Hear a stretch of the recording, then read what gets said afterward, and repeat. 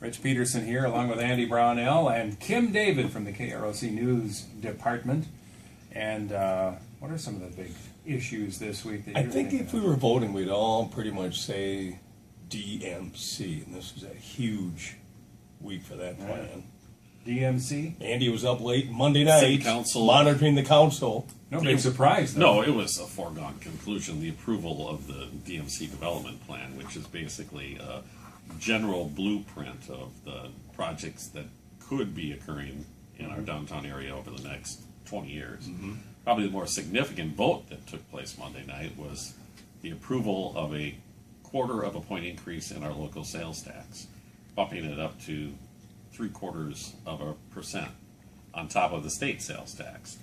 And it did not generate any controversy. Yeah. As far as I can tell. It doesn't have to be Well, voted on anymore. But it has, in the past, decisions about the sales Right. tax have been controversial, and this is the first time the city has been given authorization to do it without a public Without referendum. having to vote. And that's, I scratched my head at times wondering why the council had a problem figuring out how to come up with a steady share to pay for this. You do with property taxes, which they aren't going to do that. They could have used the lodging tax, could have kept, just extended the sales tax even more. But staff put together these figures and pretty much showed that the best way is a 1/4%. Least painful. Even in the past, if you look at the sales tax decisions, you would have a vocal minority being pretty boisterous in their opposition to any extension of the sales tax. Yeah. But when it came down to the vote, there was overwhelming support for extending it. It was over 70%, I think, that last referendum in favor. Well, people recognize that significant.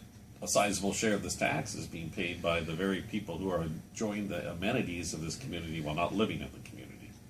And especially with the DMC proposal moving forward, many of these fancy things that we're looking at putting downtown as public infrastructure are going to be enjoyed by the visitors and not by the people who live here. And we So, still don't know what's going to happen with DMC. Yeah. wait and see. Another big story came up during the week that it came out of absolutely nowhere. We've seen this painting since we were kids. Oh, yeah. The one of Washington Sure. and the gang crossing the Delaware. And we get wind that suddenly this painting, the three were done by the same artist. And then this one is purchased by the founders of this museum in Little Winona, Minnesota. Ended up purchasing it undisclosed price. It had been owned privately for I don't know how long, but it had been loaned to the White House. It's been in the White House for 30-some years. And I don't know how it came about. There must have been some kind of maybe a trust sale or something.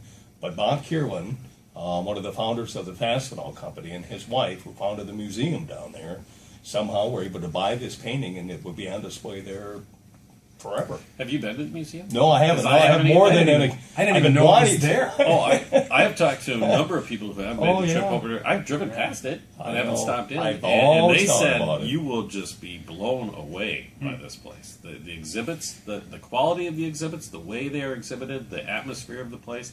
They say it's a top-notch art museum. And can you imagine what this would do now as far as drawing crowds? So it's on my It's amazing bucket that list. little old Winona could possibly get a painting of that stature. So I've been noticing it getting a little more crowded in this county.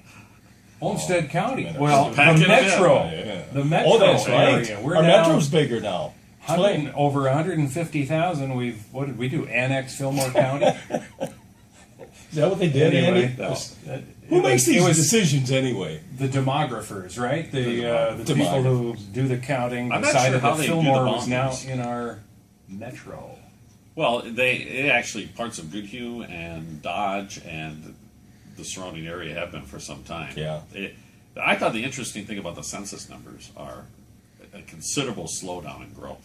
You look at it, Mayo Clinic has cut jobs. Well, see, that's IBM has cut jobs. Yeah. So it's interesting while we hear DMC talk about we're going to see this massive growth in our population over 20 years. For a number of years, Mayo was expanding. They filled the Gonda building, and they had huge increases in their Every year. in their labor force there. And now suddenly I think a lot of this slowdown in population growth reflects fewer people are coming here for a Mayo job. Yeah, we'll find out. And we've lost IBM jobs too. We've quietly seen Yeah, a right. facility that had 8,000 employees dwindle down to around 2,500. Enjoy the week.